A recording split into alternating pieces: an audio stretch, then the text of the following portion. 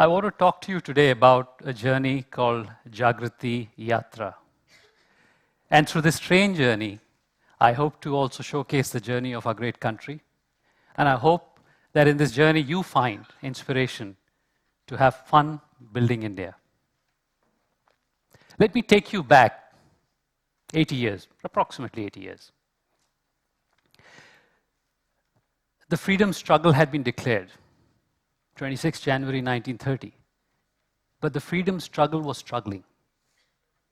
And Gandhi came up with this idea, and he evoked an ancient myth and legend of India. And he thought of this march,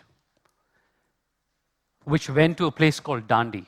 He started off with only 78 people initially, young people like you. And at the end of that 350 kilometers, he had hundreds, thousands marching across the country. Not just that, every city, every town of this country had a salt satyagraha.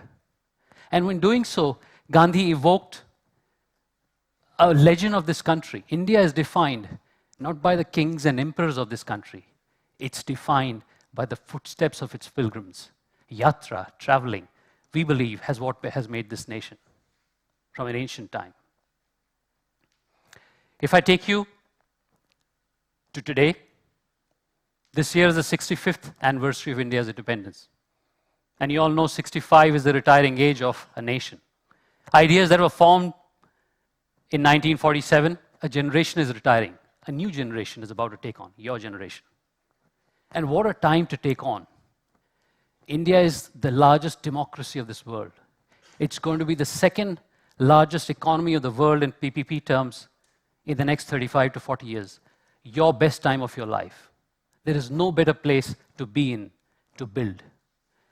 But this has to be a building process. This is not about administering a country. This is about building a country of substance.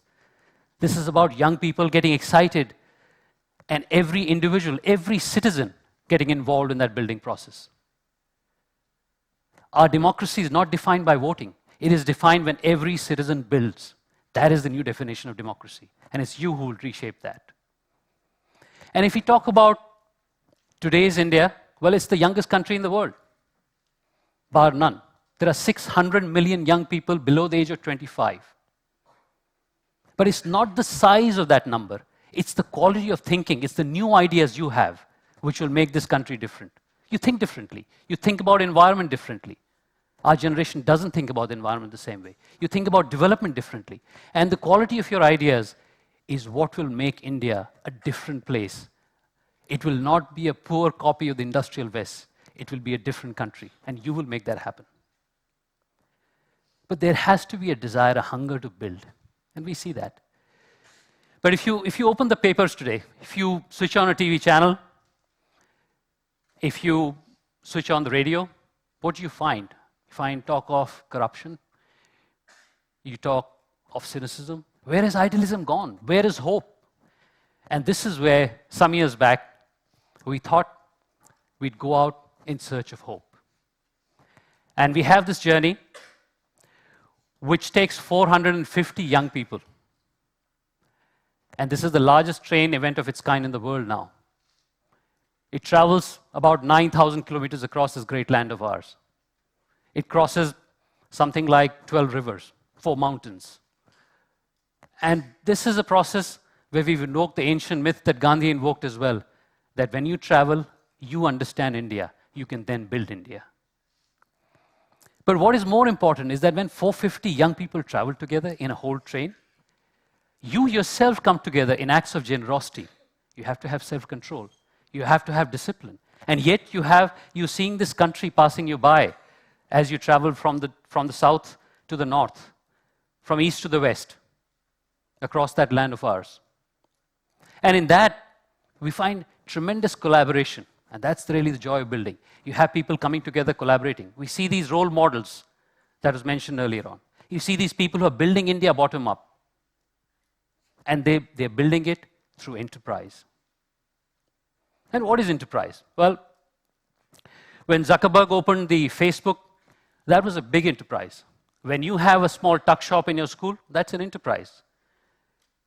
When my daughter opened a library in her school, well, that's enterprise. Enterprise is also having Airtel. And enterprise is what is driving this country. And when we go out there, we don't go to the top level of the country. We go to the small towns and villages where enterprise is really happening. So let me just talk to you about some of these entrepreneurs who are shaping India bottom up, and we see them. As the train curves the south from Madurai up to Chennai, we go to a village called Kutumbakam. And here is a guy called Elango, who came back, left his job, and came back to the small village, has transformed it over the last 20 years. Brahmins and Dalits were not speaking to each other. They're now living with each other. Then we head up north, and we go across to Orissa. And we see this guy called Joe Madiyat in the deepest, beautiful forests of Orissa. He has been there for the last 30 years. And the smile on his face and the joy that he has in building this country, in helping those tribal people have lives which are sustainable, which are enormously enriching, is something which is a beauty to behold. We then cut across to Devariya, which is the home of Jagriti. And under a 200-year-old banyan tree, all the 450 young people talk about how do you build that village? How do you have a local, sustainable healthcare, education, enterprise? And then, of course, poetically, and to complete a full circle, both intellectually and physically, we end our journey in Sabarmati Ashram, where Gandhi was there. And what are the key learnings behind this journey? The key learnings that we find are around, can we have the next one? Around the train itself as an enterprise. It's a semester on wheels. You can imagine going across 9,000 kilometers, having a whole city on the train. We have food on the train. We have a hospital on the train. We have a common room on the train. We have internet blogging happening on the train. We have shower cabins. Actually, the most fun is having shower on a moving train at 100 kilometers an hour. But there's a tremendous amount of bonding which happens. And the biggest bonding happens when people from the cities in that 450 meet people from the villages. And that's where the learning happens. Because I can tell you, the young kid from Orissa is as accomplished as you and me are. And he's as hungry to build. And if we go to the next one, there are 4 or 5 key things I'd say before I wrap up. One is, there is tremendous amount of passion in every person who's out there building this India. And passion connects your inner self to your purpose, your meaning, your purpose in life. And I think you need to find that passion in whatever you do. A lot of these solutions are because of the cause for human dignity.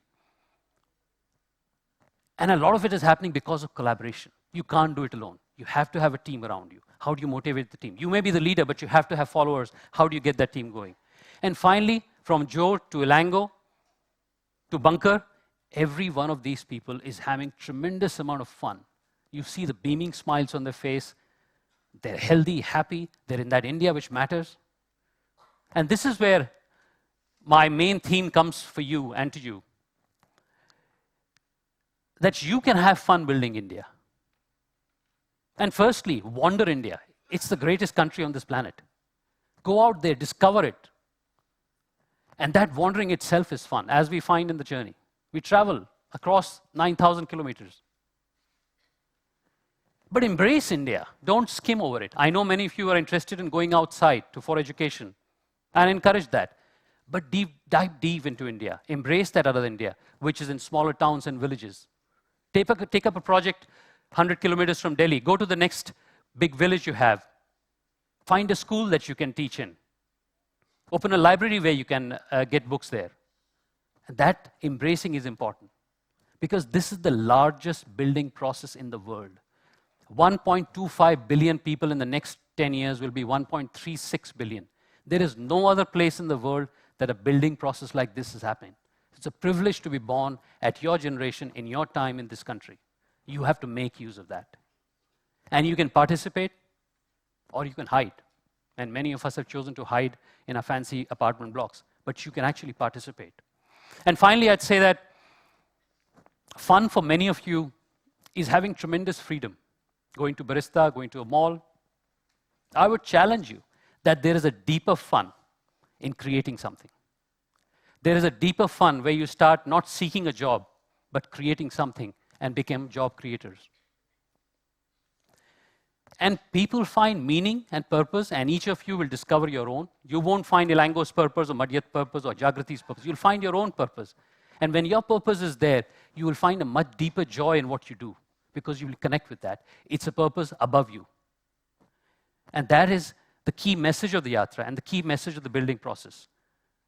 And that commitment, which seems as if it's something which confines you, is the most joyous and the most liberating process because you're building something which gives you deeper joy. To start that is difficult, but when it starts moving, you will feel the joy of creation really embracing you. And it's easy to protest.